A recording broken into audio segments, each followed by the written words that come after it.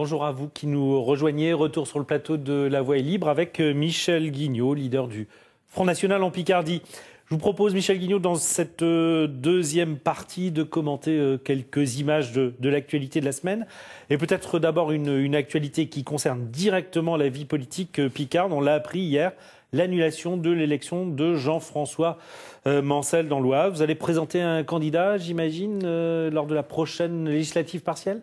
Écoutez, vous allez avoir la primeur. J'ai eu au téléphone tout à l'heure Marine Le Pen. Je ne doutais pas qu'on présente un candidat pour qu'elle m'autorise à vous révéler le nom du candidat tout à l'heure, puisque moi je respecte les dispositions de la maison et je ne l'aurais pas fait si elle ne m'y avait pas autorisé. Donc il s'agira bien sûr de Florence Italiani, une candidate qui avait bien brillé, puisqu'elle, je crois, elle avait fait un meilleur score même que moi d'un point, étant allée au deuxième tour. Et je crois que là aussi elle avait fait, si je puis dire, trembler M. Mancel lors des cantonales. Elle a renouvelé l'opération lors des législatives. Nous allons donc partir dès ce soir, quasiment en campagne, mettre la machine en marche. C'est déjà, on s'en occupe déjà depuis que nous avons appris cette nouvelle. Et je porterai une attention toute particulière à cette élection partielle. Et si la candidate en est d'accord, je dirigerai moi-même la campagne partielle.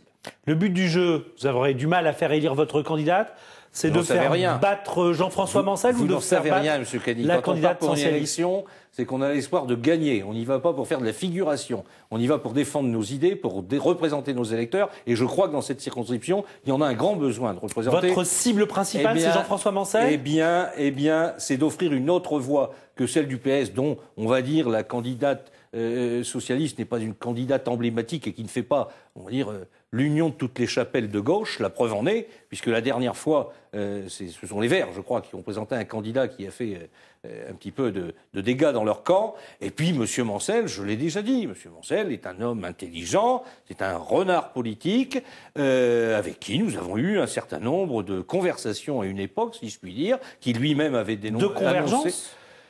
De sa part, mais moi les convergences, quand on converge, c'est pour aller l'un vers l'autre, ce n'est pas pour après diverger, puisque selon les époques électorales et selon le danger que M. Mancel ressentait, il était prêt à accepter dans une large majorité le Front National à droite, une majorité de droite ou un grand mouvement de droite, et puis dès l'instant qu'il n'avait plus besoin de cet apport du Front National, eh bien, un certain nombre de propositions de loi ont d'ailleurs ont émané de lui à l'Assemblée nationale, visant à éradiquer, si je puis dire, le Front National. Bon, maintenant nous allons voir ce qu'il va proposer. Il a fait d'ailleurs un certain nombre de propositions lors du deuxième tour. Propositions qui sont exactement celles du Front National. Écoutez, que M. Jean-François Mancel réfléchisse et voilà quoi. Il pourrait être le suppléant de Mme Italiani. Autre image de la semaine, Florence Cassé, libérée.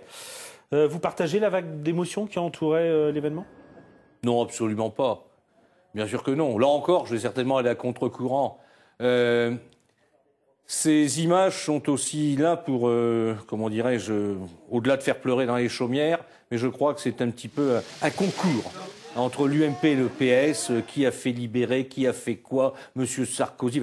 Si tous les pays du monde, effectivement, moi je ne juge pas sur le fond, je n'ai pas vécu au Mexique et je ne sais pas ce qu'il en est. On ne peut pas dire quand même que le compagnon de Mme Cazé, c'est le moins qu'on puisse en dire, c'est que ce n'était pas forcément un enfant de cœur, en tout cas. Alors qu'elle soit innocente, c'est tout à fait possible. Mais en tout cas, cette affaire est totalement médiatisée. Pendant que vous me faites parler de ça, je ne vous parle pas d'autre chose, notamment aujourd'hui, où j'aurais pu vous parler de la télé régionale, où l'UMP, là aussi, a une comment dirais-je, une position extrêmement ambiguë, puisque la fameuse télé régionale, dont la promotion a été faite par des gens de l'UMP, Madame Gossuin et également Monsieur Mignot, proche de Monsieur Copé, alors que Monsieur Coulon est contre. Je pourrais aussi parler de l'UMP, par exemple, au lieu de vous parler de Madame Cazé, qui vote pour certains, oui, à la coopération, l'argent qui s'envole en Afrique pour rien d'ailleurs, et l'autre parti qui ne vote pas. Ça, c'est pas ambigu, vous pourrez le dire de ma part à Monsieur Coulon, mais je me chargerai de lui rappeler lundi matin. Autre image de la semaine, les 50 ans du traité de l'Élysée, députés français, députés allemands ensemble à Berlin, oui, autour de François Hollande, d'Angela Merkel. Oui, alors là aussi, on le sait, cette réconciliation franco-allemande, on doit un petit peu le démarrage à Charles de Gaulle, au général de Gaulle et à Adenauer.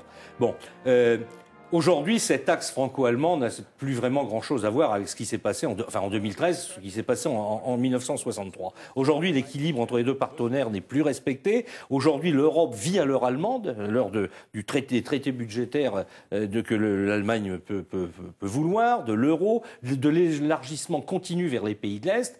Et c'est vrai qu'on a quand même l'impression d'une suprématie allemande, en tout cas, sur cette Europe-là. C'est d'ailleurs la raison pour laquelle nous la dénonçons et nous demandons une révision des traités. L'hostilité, justement, on va voir Marine Le Pen qui était venue dans la Somme l'automne dernier à l'Étoile lancer sa campagne contre la ratification du traité européen. Tout à fait. Ça reste un de vos arguments électoraux, cette hostilité à l'Europe telle qu'elle existe? Oui, bien, écoutez, je reviens sur un quotidien qui n'est pas l'organe du Front National. Il suffit de regarder aujourd'hui, si l'on peut en croire le sondage qui paraît dans Le Monde, eh bien, le nombre de Français qui est important, qui refusent aujourd'hui ce diktat de l'Europe, puisque je crois que l'article commence par les Français redoutent la mondialisation et la place que prend l'Europe, ne fait pas confiance aux dirigeants politiques et montre un franc repli identitaire.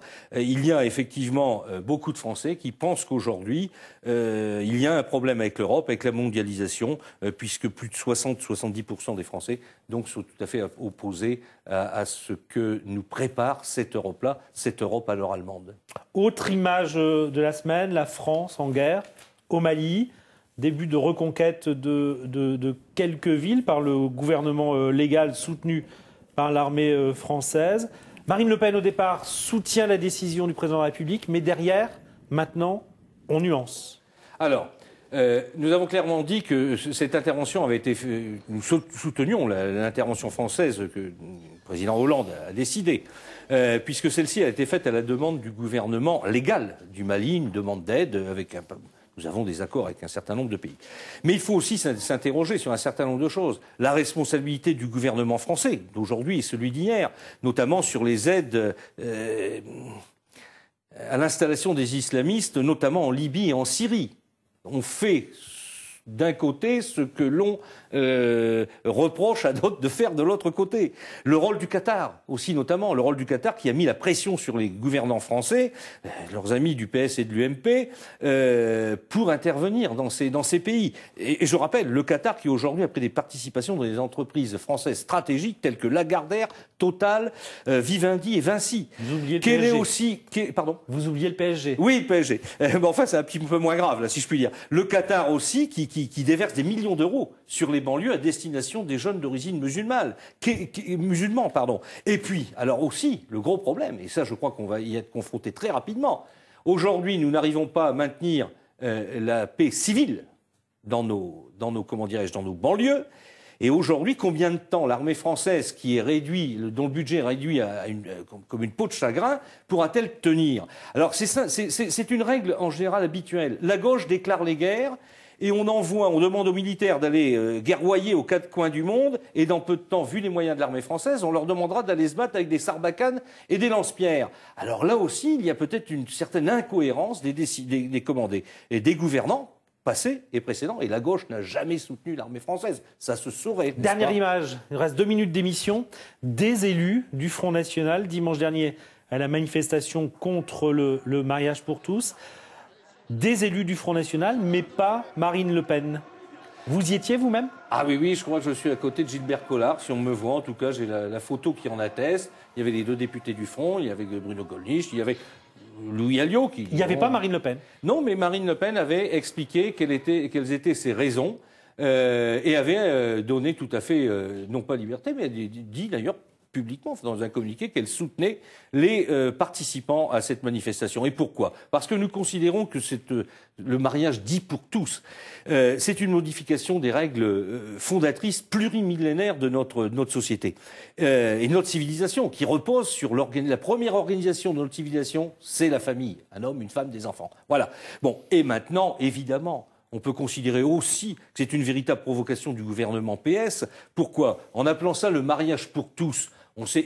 En y ajoutant dans le même panier l'adoption et la procréation assistée. Qui ne sera pas dans la même loi. Non, mais au départ, c'était tout de même ça. Ça chargeait un peu la barque. Il est évident qu'ils auraient pu trouver une autre appellation. Le mot de mariage, évidemment, beaucoup de Français, il suffit d'aller dans les bistrots de campagne, là, dans notre ruralité picarde, pour l'entendre. On voit cette parodie de mariage entre le Luron et par exemple, Coluche. Voilà ce que les Français ont pu aussi voir en filigrane. Mais il suffisait d'appeler ça union civile ou de faire une extension du Pacs, notamment, puisque beaucoup de personnes qui sont concernées par cette union ont un problème pour les logements et également en cas de succession. Donc il fallait effectivement faire autrement. La raison essentielle, à mon avis, c'est un écran de fumée, parce que ce sera une des rares, une des rares promesses de campagne que M. Hollande pourra tenir. Il n'en tiendra pas beaucoup d'autres. Ce sera le mot de la fin, Michel Guignot. Fin de cette voie est libre. Merci à vous.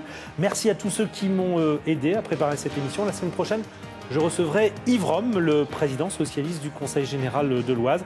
Puis n'oubliez pas, rendez-vous à 15h.